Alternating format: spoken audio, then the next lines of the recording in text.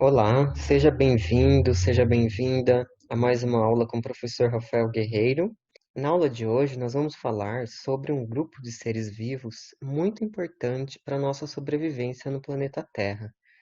Se não fosse por esse grupo de seres, nós nem estaríamos aqui vivos nesse momento. E esses seres são muito pouco conhecidos pelas pessoas, né, que são as algas, seres que fazem parte do reino protista. Antes de nós falarmos delas especificamente, vamos relembrar a divisão dos seres vivos em 5 reinos, tá? Essa é uma das propostas de organizar, classificar os seres vivos. Existem outras, mas essa é a que eu acredito ser a mais didática.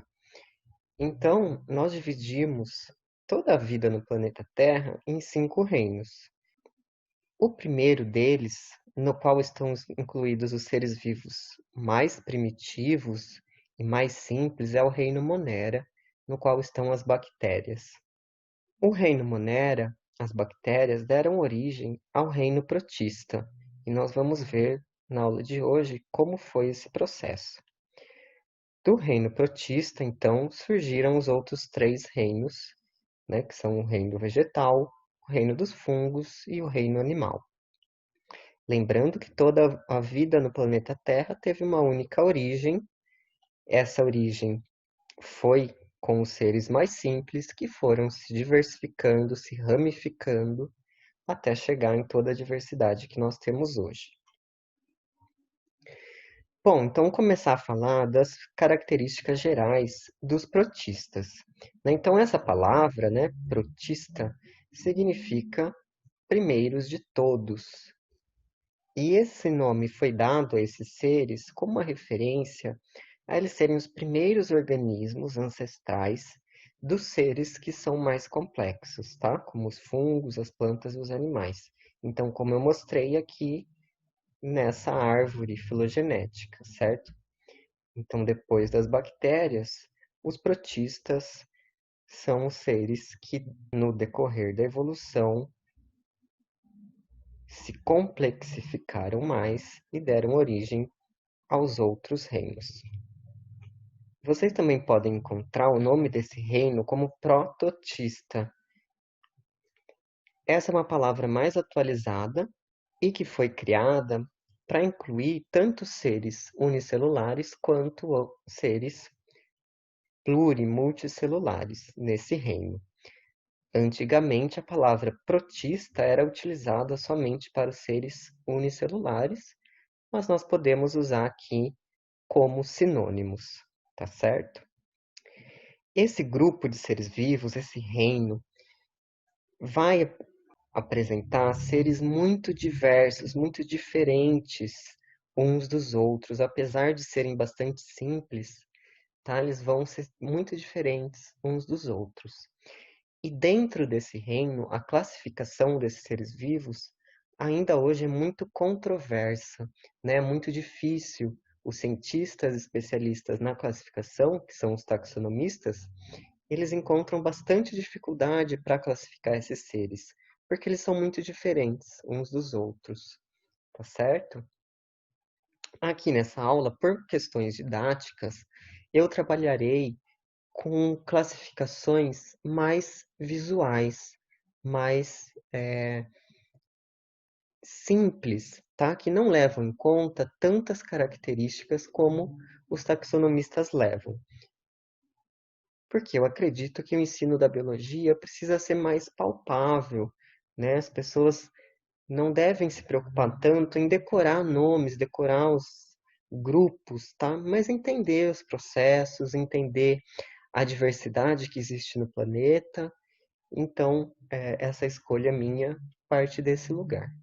Então, a ideia não é que vocês decorem nomes, mas que vocês entendam, né, e percebam toda a diversidade que existe no planeta e qual a importância dessa diversidade, inclusive para a nossa vida e para o nosso bem-estar.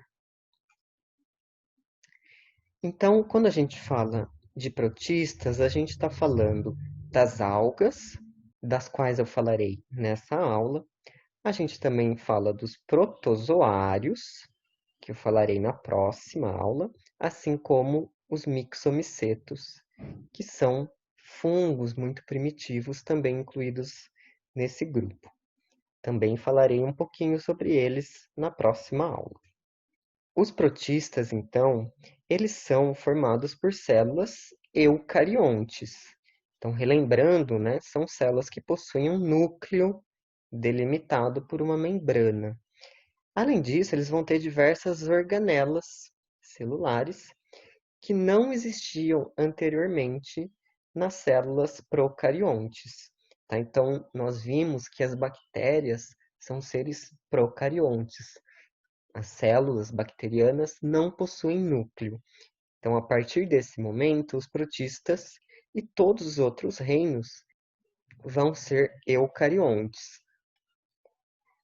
Os protistas podem ser unicelulares ou multicelulares, com muitas células, no caso das algas, mas, mesmo sendo multicelulares, elas não vão ter tecidos verdadeiros. O que isso quer dizer?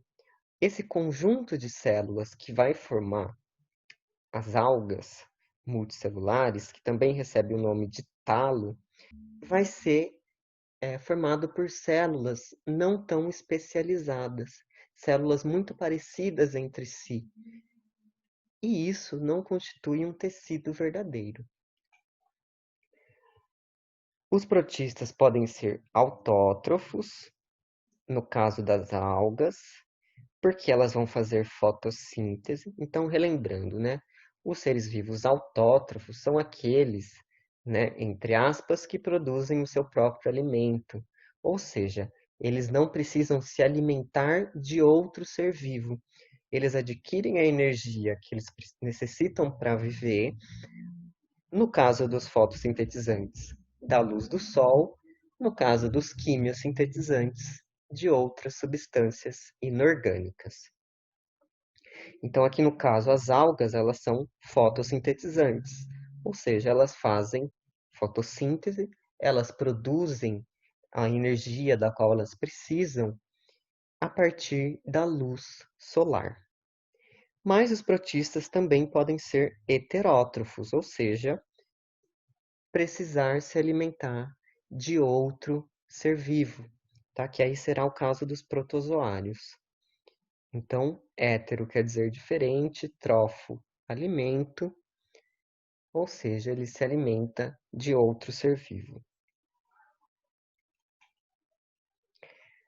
Os protistas também podem ser aeróbios ou anaeróbios. Então, aeróbios são os que necessitam de oxigênio para sobreviver.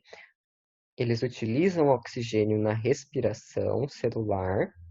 E os anaeróbios não necessitam de oxigênio para sobreviver. Bom, entendendo a evolução, né, quando a gente olha para a história evolutiva, fica muito mais fácil da gente entender as características dos seres vivos. E qual foi a origem evolutiva, então, dos protistas?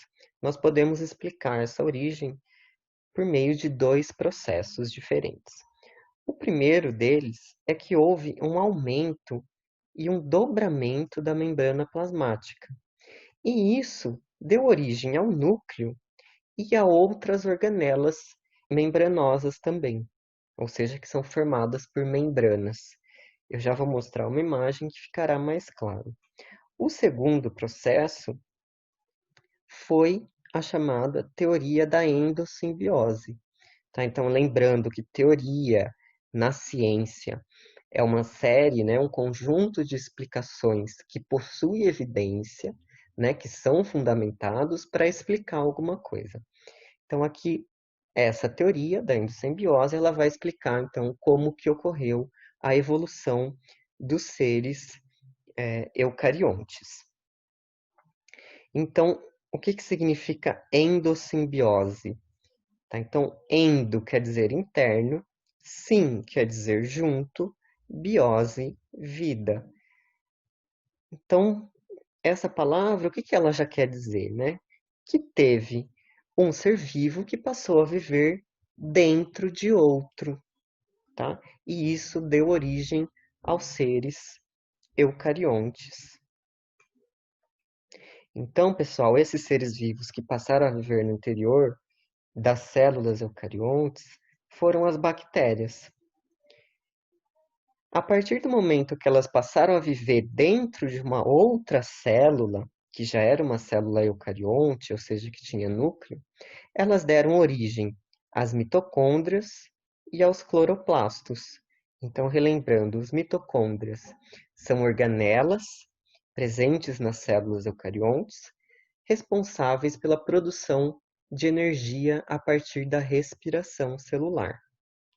Os cloroplastos são outro tipo de organelas responsáveis pela produção de energia a partir da fotossíntese. Eles captam a energia solar e transformam essa energia em energia química. Então, como eu falei, né, uma teoria é um conjunto de ideias que possui evidências. Quais são as evidências da teoria da endossimbiose? Primeiro, que tanto as mitocôndrias quanto os cloroplastos, eles são muito similares às bactérias, tá? Aparentemente mesmo, eles têm uma forma muito semelhante às bactérias. Além disso, eles vão ter um DNA próprio. Então, dentro do cloroplasto, dentro da mitocôndria, existem moléculas de DNA próprias, que são diferentes daquelas que existem no núcleo.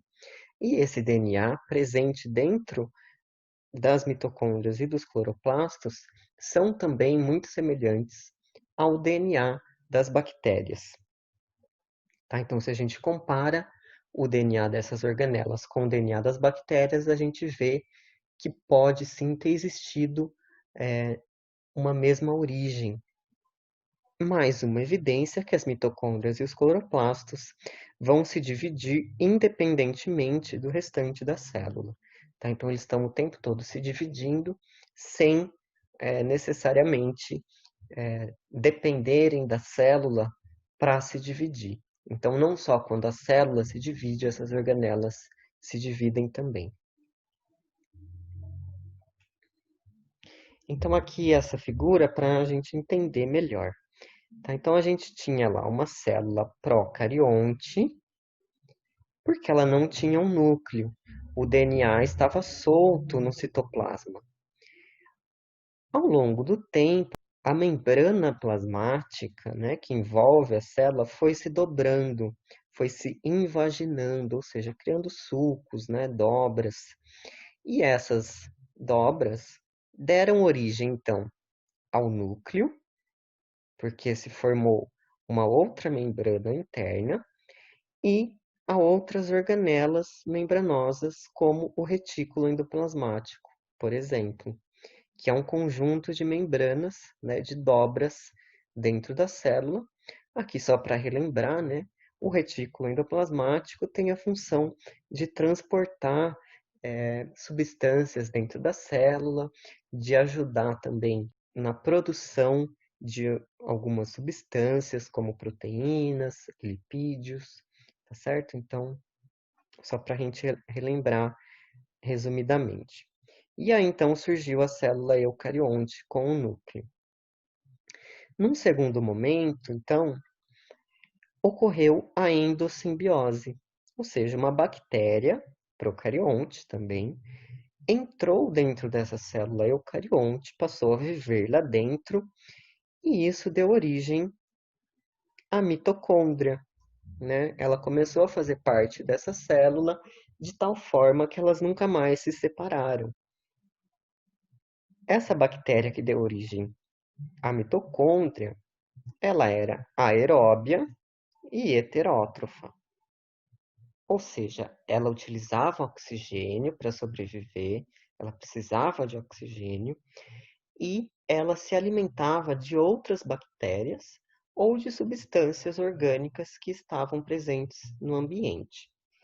Então, a gente sabe que a função da mitocôndria é quebrar uma substância orgânica, que é a glicose, para liberar a energia E para fazer essa quebra, ela utiliza oxigênio. Além da mitocôndria, o cloroplasto também teve origem com o processo de endossimbiose. Só que aí, nesse caso, a endossimbiose foi de uma bactéria autótrofa, tá? Ou seja, uma bactéria que fazia fotossíntese, que utilizava a energia do sol para produzir a sua energia, para produzir aquela glicose. E nós vimos na aula de bactérias que existem bactérias que até hoje que fazem fotossíntese, que são as cianobactérias, tá certo? Essa cianobactéria, então, passou a viver dentro da célula eucarionte, que já tinha mitocôndria, e aí então ela deu origem ao cloroplasto. As células eucariontes com cloroplastos deram origem, então, aos seres eucariontes autótrofos, que vão ser as algas, que nós veremos hoje, e as algas futuramente deram origem às plantas. Já os eucariontes que não tinham cloroplasto deram origem aos heterótrofos, tá? Que são os protozoários, os fungos e os animais.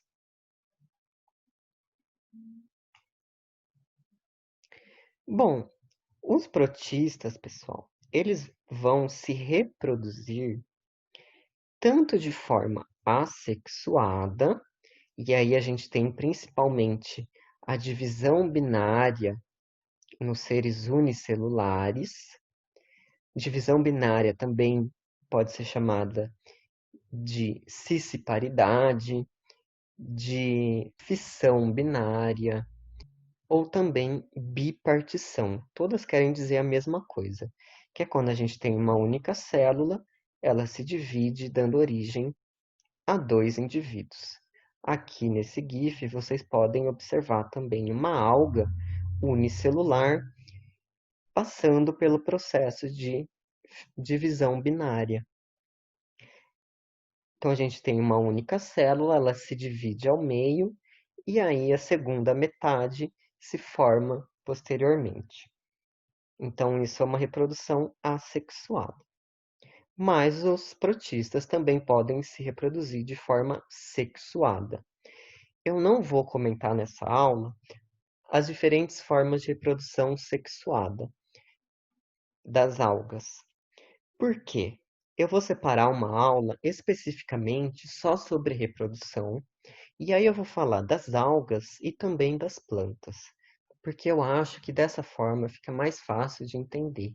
Então a gente vai olhar a reprodução das algas e das plantas tudo numa única aula, porque aí a gente consegue entender os processos e a evolução da reprodução sexuada nos seres fotossintetizantes, tá certo?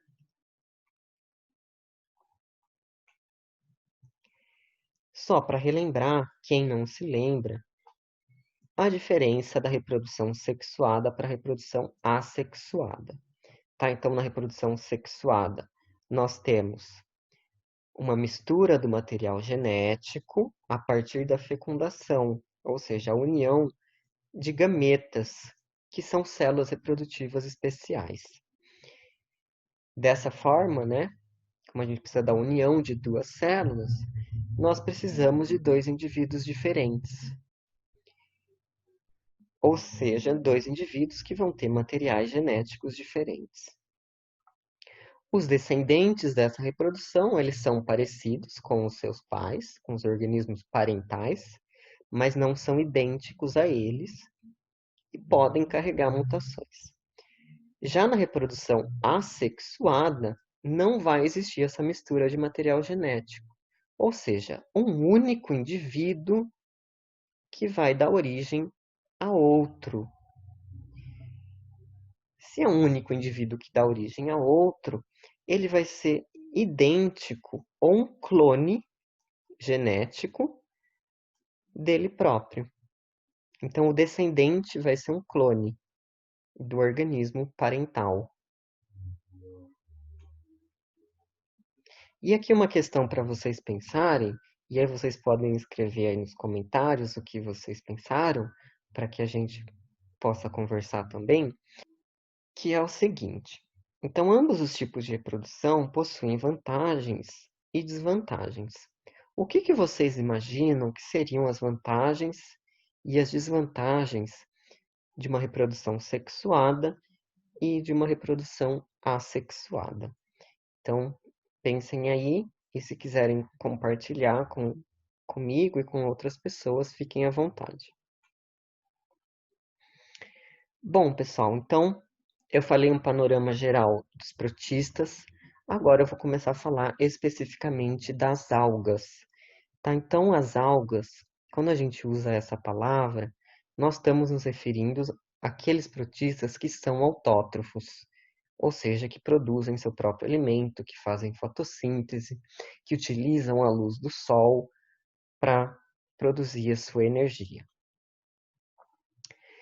As algas, como eu falei, elas podem ser unicelulares, e nesse caso elas vão estar sempre presentes no ambiente aquático,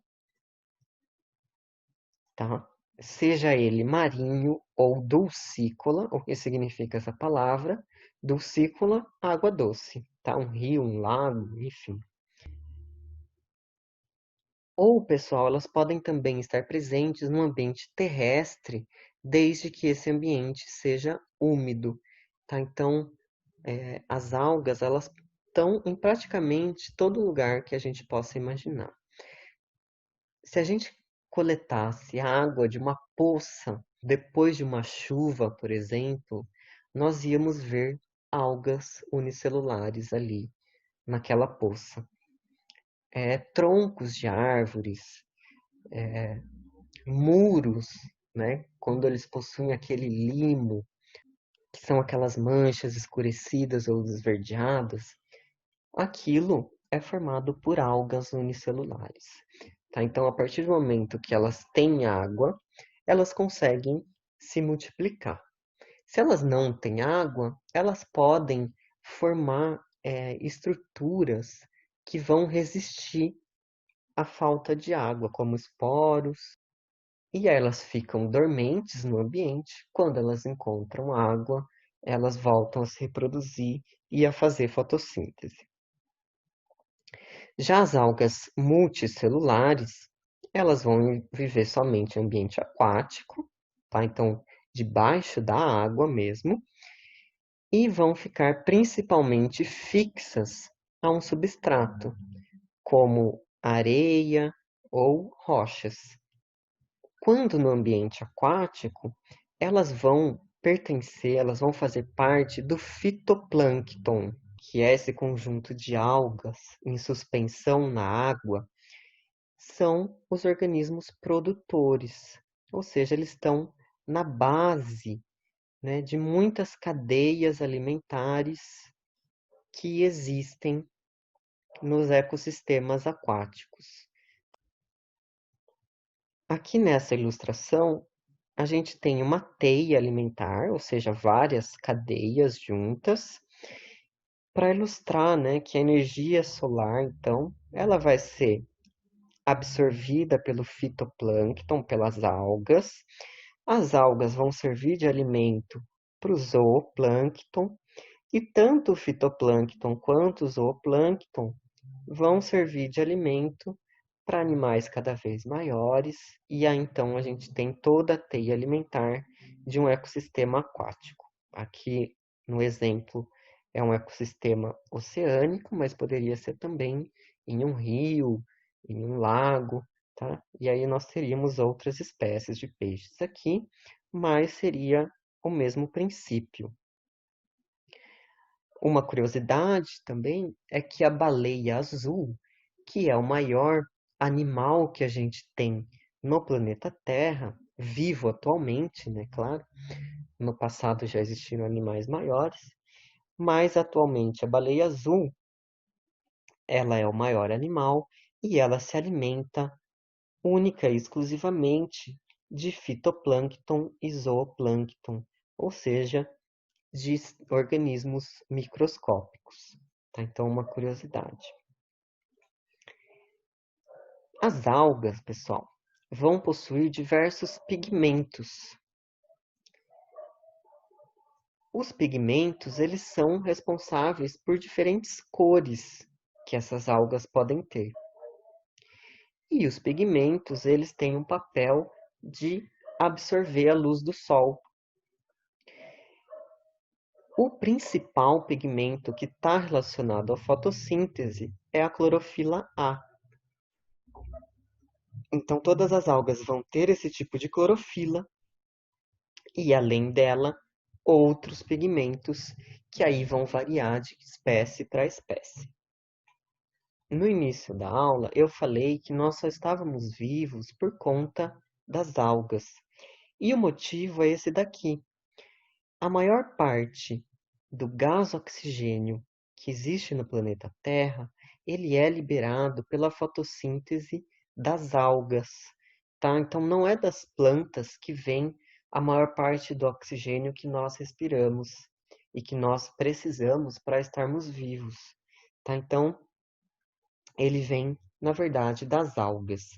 Aqui, inclusive, cabe até uma consideração que até já foi pergunta do Enem, que muitas pessoas, né, e até existia uma propaganda de que a Amazônia, a floresta amazônica, ela era o pulmão do mundo, porque era uma área com grande quantidade de plantas, né, e aí então acreditava-se que o oxigênio que nós respiramos vinha da floresta amazônica.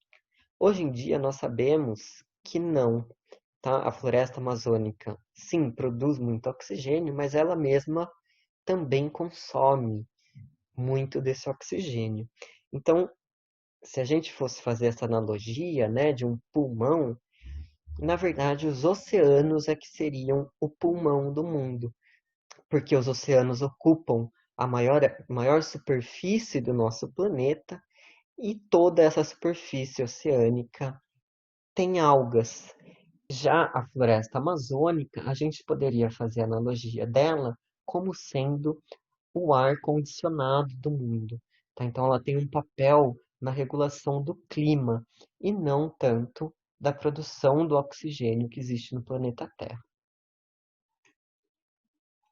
Então aqui só para relembrar, quem não se lembra do processo de fotossíntese, para entender melhor o que eu estou falando, né? Então, de uma forma bem resumida, a fotossíntese é o processo no qual os seres fotossintetizantes utilizam o gás carbônico e a água na presença de luz e da clorofila, que é o pigmento verde, para produzir a glicose, e nesse processo acaba sendo liberado o gás oxigênio. Aqui fazendo uma relação que vocês já devem ter ouvido falar com o processo chamado de eutrofização. Tá? Então, esse processo é quando um corpo d'água, e aí quando a gente fala corpo d'água, a gente está se referindo a um oceano, um rio, um lago, enfim, qualquer volume de água.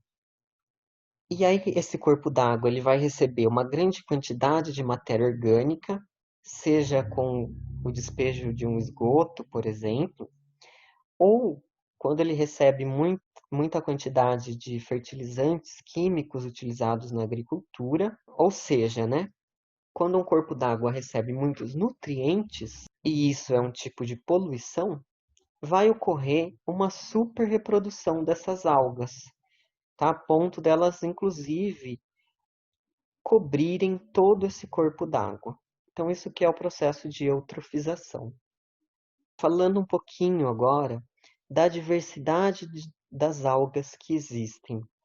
Tá? Então, como eu falei lá no começo da aula também, a classificação dos protistas ela é bastante controversa, né? Existem diversas opiniões de como é a melhor classificação dentro dos filos, das classes, ordens e assim por diante. Então, aqui é uma classificação mais didática e mais simplificada, tá certo? Então, o primeiro grupo de algas que nós temos são as algas verdes. também chamadas de clorofícias ou clorófitas. Elas podem ser unicelulares e formar colônias. Então, aqui nós temos vários exemplos de algas verdes coloniais. Aqui é um exemplo de uma alga verde que não forma colônia, então as suas células ficam isoladas, mas elas podem ser também multicelulares, lembrando que nesse caso nunca possuindo um tecido verdadeiro. Elas sempre vão ocorrer, então, em ambientes aquáticos ou locais úmidos. E as clorofícias é que deram origem às plantas terrestres que nós conhecemos. Tá? Quando nós falarmos de plantas, nós vamos voltar a falar um pouquinho sobre a evolução delas. E a evidência disso é que as clorofícias possuem os mesmos pigmentos fotossintetizantes, tá? Que são as clorofilas de tipo A e B, e também carotenoides, e a mesma substância de reserva energética, que é o amido. Quem não se lembra o que é o amido, o que é glicose, já tem aqui no canal a aula sobre os carboidratos. Aí eu recomendo que vocês assistam para relembrar melhor o que são essas substâncias.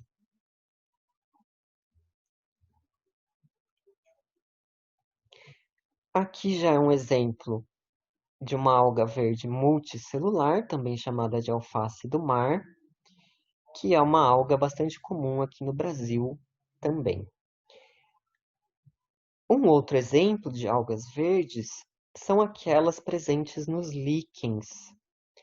O líquen, vocês já devem ter visto, eles formam como se fossem crostas em algumas superfícies, como rochas, troncos de árvores, ou até mesmo em telhas, né, das casas.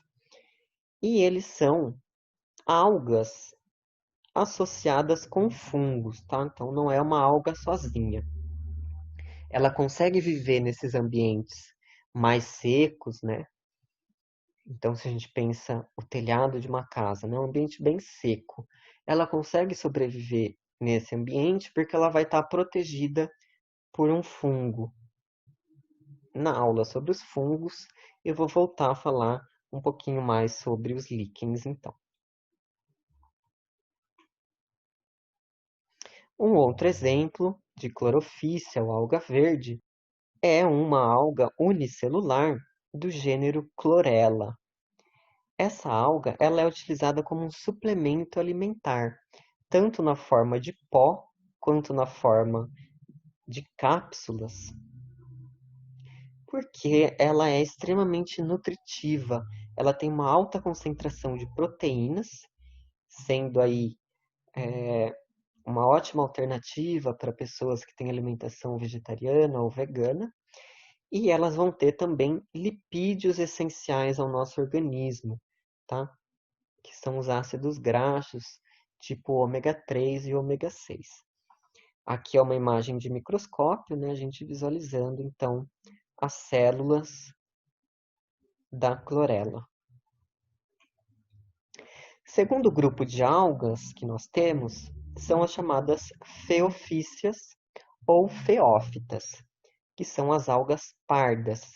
E elas vão ter essa coloração marrom devido a um pigmento chamado fucoxantina. Elas são, na imensa maioria das vezes, multicelulares, formando então aquela estrutura chamada talo. As algas pardas podem possuir vesículas de ar. Tá? Então aqui vocês estão vendo essas vesículas, né? Como se fossem bolsas de ar que serve para elas flutuarem. Tá? Então, como elas não têm uma estrutura rígida, né? Elas são bastante flexíveis, para elas se manterem eretas e atingirem a luz do sol, elas possuem então essas estruturas que aí elas conseguem flutuar no corpo d'água. Aqui é um exemplo de uma alga parda, muito comum aqui no nosso litoral, pertence ao gênero Sargassum. Uma curiosidade muito interessante sobre as algas pardas é que algumas podem chegar até 60 metros de comprimento. Então, elas se fixam lá no fundo do oceano, em rochas ou na areia mesmo, e elas, com essas estruturas, essas vesículas de ar que eu falei, elas conseguem se manter flutuantes, né? E formam verdadeiras florestas, né? Chamadas de florestas de kelpis submarinas. Então, essas florestas existem no Oceano Pacífico e elas servem de abrigo para uma infinidade de peixes e outros animais, tá? Que dependem dessas algas para sua sobrevivência. Então, as algas fazem fotossíntese, né? Sendo então a base da cadeia alimentar de ambientes como esses. Então, até mesmo no oceano aberto, elas possibilitam que animais, né, que são heterótrofos, tenham alimento e consigam ocupar esse espaço. Mais um exemplo de algas pardas são do gênero Saccharina, que são utilizadas na alimentação e são chamadas na culinária japonesa de kombu. Então, esse tipo de culinária, né, do Japão é muito comum eles consumirem algas, porque são alimentos bastante nutritivos, possuindo muita vitamina C, muitas proteínas, muitos lipídios também, tá? Então, é bastante interessante ter algas na alimentação. Mais uma vantagem das algas na alimentação é que elas podem ser desidratadas, né, como nessa imagem aqui, e com isso serem armazenadas por um longo período. Essas algas, elas também servem de matéria-prima para se extrair um espessante alimentício, ou seja, uma substância que dá consistência, chamada algina. E aí essa algina pode ser adicionada em sorvetes, por exemplo, ou outros produtos industrializados. Próximo grupo de algas que nós temos são as rodopícias, ou rodófitas, que são as algas vermelhas. A maioria delas é multicelular e vive em ambiente marinho. O pigmento que dá a cor vermelha é chamado ficoeritrina. Algumas algas vermelhas podem produzir uma estrutura calcária, e aí elas se chamam algas coralinas ou calcárias, como nessa imagem aqui que vocês estão vendo. Das algas vermelhas são extraídos dois produtos muito utilizados pela indústria, que são a carragena e o agar-agar, ou somente agar. São duas substâncias que têm uma consistência bastante gelatinosa, então elas são adicionadas a produtos alimentícios para conferir essa consistência mais rígida. Então o agar ele pode ser um substituto para a gelatina de origem animal também, tá certo? Mais um uso muito frequente do agar é para fazer meios de cultura de micro-organismos. Então, em laboratório, né, em placas de vidro chamadas de placas Petri, é colocado um meio de cultura para que os organismos cresçam ali e a gente consiga estudar esse micro-organismo ou fazer um exame para detectar alguma doença, enfim, uma série de aplicações na indústria farmacêutica e indústria biomédica também do agar, tá certo? Que é então essa gelatina. Aqui, né, a foto das algas das quais são extraído o agar. Mais um exemplo de alga vermelha é aquela utilizada também na culinária de origem japonesa, que é a chamada nori. Então, quem aí já viu, já comeu o sushi, o sashimi, eles são enrolados, né, em folhas desidratadas de uma alga vermelha. Outro grupo de algas são as chamadas crisofícias ou algas douradas, que são algas que vão ser unicelulares, muitas vezes formando colônias. Tá? Então, quando eu falo que elas formam colônias, é que são várias células juntas, tá certo? Mas reparem que essas células são todas idênticas umas às outras. Próximo grupo de algas são as chamadas euglenofícias, que são sempre unicelulares e flageladas, ou seja, elas vão ter um flagelo. E o que é um flagelo? Flagelo é uma estrutura celular fina e bem alongada que elas utilizam para se locomover. Então, elas agitam esse flagelo e aí elas conseguem se locomover na água. Euglenofícia vem do nome do gênero da alga mais comum desse grupo, que é a euglena. Então, se a gente olhar aqui a célula da euglena, a gente vai ver o núcleo, né? Afinal, todos os protistas são eucariontes, vão ter núcleo. A gente vê aqui os cloroplastos, que são as organelas responsáveis pela fotossíntese, né? Por captar a luz solar. A gente vai ver o flagelo e duas estruturas especiais, que são o vacúolo contrátil. Então, o que é vacúolo? É uma organela que armazena água e outras substâncias. Qual que é a função desse vacúolo contrátil? Então, contrátil quer dizer que ele se contrai, que ele aperta. A função dele é a seguinte. Então, essas algas, elas vivem em água doce. A água doce, ela vai apresentar uma concentração de sais e de substâncias menor do que aquela que existe dentro da célula. Então, a célula é mais concentrada em sais e substâncias. Isso faz com que, pelo processo de osmose, a água fique constantemente entrando para dentro da célula. Se a água vai entrando, entrando e enchendo cada vez mais, essa célula poderia se romper.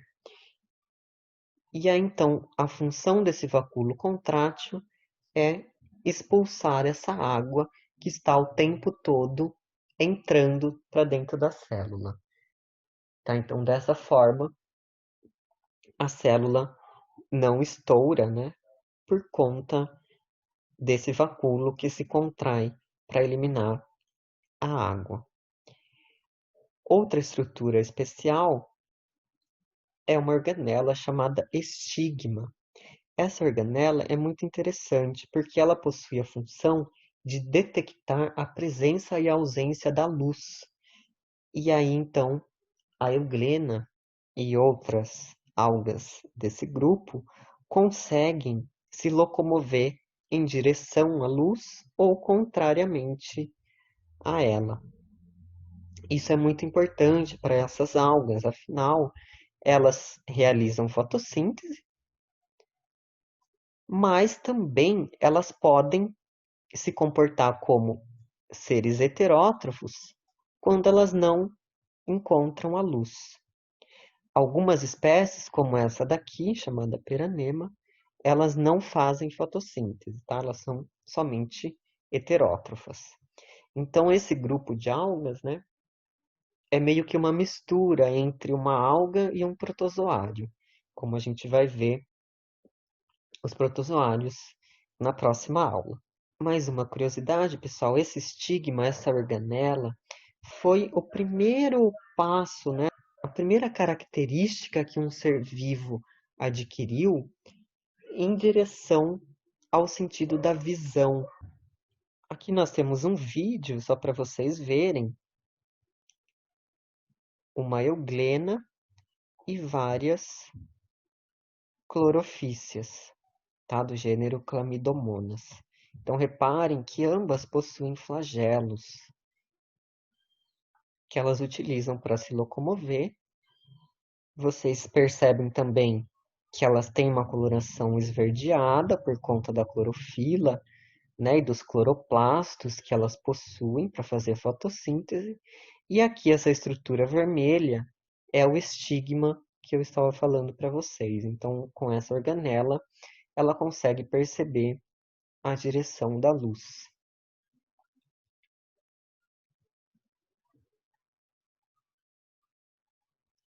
Essas algas nós estamos observando em um microscópio óptico. Então, se a gente pegasse a água de um lago, de um rio e colocasse no microscópio, nós veríamos muito provavelmente essas algas ali vivendo. Esses seres bem pequenos que a gente vê vibrando aqui são bactérias. Então, comparem o tamanho de uma bactéria, né, um ser procarionte, com um ser eucarionte, que é bem maior. O próximo grupo de algas são os dinoflagelados, também chamados de dinofícias ou dinófitas. Elas podem ser autótrofas ou heterótrofas, e aí, no caso de serem heterótrofas, da mesma forma que as euglenas, elas podem se alimentar de bactérias, de outras algas e de protozoários. O que é muito interessante desse grupo é que elas vão possuir uma carapaça, também chamada de teca, que vai ser composta por celulose. E essa carapaça vai ter as mais diversas formas, tá? Cada espécie vai ter uma forma de carapaça. E é muito comum também elas possuírem flagelos. Um exemplo muito legal, muito interessante de dinoflagelados são as notilucas, tá? Então é um gênero dessas algas que vivem no mar e elas produzem luz. E esse fenômeno é chamado, então, de bioluminescência. Então, com o movimento da água, elas liberam essa luz. Então, é bastante bonito, né, o efeito que elas dão. Então, aqui mais uma vez mostrando, né?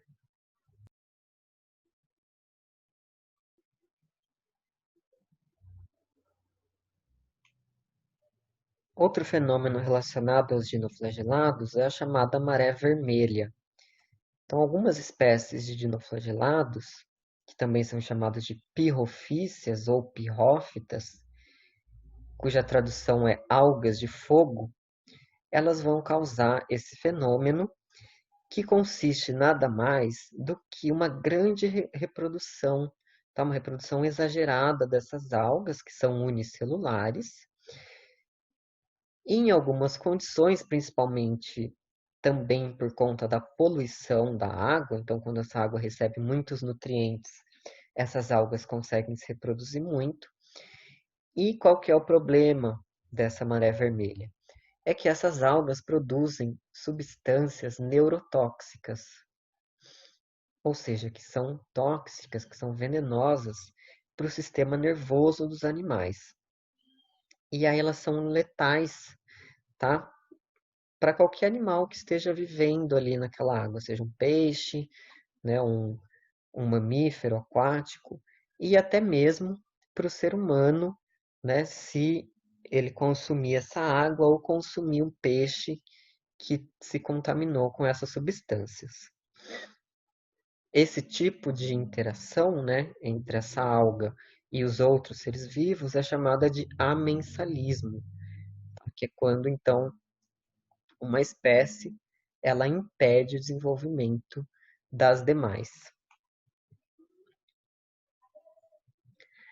Uma outra curiosidade sobre os dinoflagelados é que muitas espécies são chamadas de zooxantelas.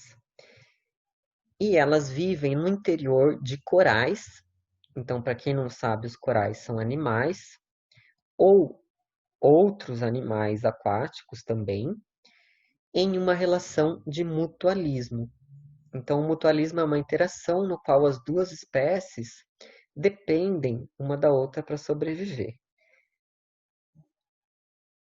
Então, dentro dos corais, aqui a gente está vendo uma foto de um coral mais ampliada. Vocês estão vendo aqui essas estruturas arroxeadas, né? São os tentáculos do coral. Então, cada estrutura dessa é um indivíduo que eles estão vivendo todos juntos, todos unidos em uma colônia. Dentro dos corais, dos tentáculos deles, existem então algas dinoflageladas que fazem fotossíntese. Ao fazer fotossíntese, elas produzem glicose, o açúcar. Essa energia é passada para o coral e, por outro lado, o coral protege essas algas dentro do seu corpo. Em relação a isso, né, um dos efeitos das mudanças climáticas globais é o chamado branqueamento dos corais, que nada mais é do que quando essas zooxantelas, essas algas, morrem. Se elas morrem, o coral também não consegue sobreviver. E aí eles adquirem essa tonalidade branca. Eles perdem a sua cor, por isso o branqueamento dos corais. E esse fenômeno é desencadeado pelo aumento da temperatura global, que faz com que os oceanos se tornem mais ácidos. E essa acidez acaba então matando esse tipo de alga que vive dentro dos corais. Bom, o último grupo de algas que falta falar é o grupo das diatomáceas, ou bacilariofíceas, ou bacilariófitas. Elas são todas unicelulares e vão viver tanto em água doce quanto em água salgada. A principal característica desse grupo é que elas vão ter uma carapaça também, que é chamada de frústula, que vai possuir duas valvas. Tá? Então, é como se fossem duas metades que se encaixam. Essa frústula ela é formada de sílica, que é a mesma substância que compõe a areia e, consequentemente, o vidro também. Tá? Então, é um material bastante resistente que não se degrada. Então, vocês podem observar aqui, né, as diferentes formas, né, que as diatomáceas podem ter nas suas frústulas. Esse grupo é o responsável pela maior porcentagem do gás oxigênio que existe no planeta. Tá? Então lembra lá que eu falei, né, que as algas são o pulmão do mundo e esse grupo em particular é o que mais vai liberar esse oxigênio, porque elas existem em grande quantidade em todos os ambientes úmidos e com luz, né, que a gente possa imaginar. Elas vão produzir também substâncias oleosas, e isso faz com que elas consigam flutuar na água, né? Elas ficarem lá no fitoplâncton. Então, mesmo elas tendo essa carapaça rígida, né, de sílica, ela consegue flutuar porque o óleo é menos denso do que a água. Aqui só para a gente ver a valva de uma diatomácea. Então, quando a gente observa em microscópio óptico, né, ela tem essa característica de refletir a luz e aí ela adquire cores bastante diferentes. E aqui essa mesma valva vista num microscópio eletrônico, no qual a gente observa a superfície dela.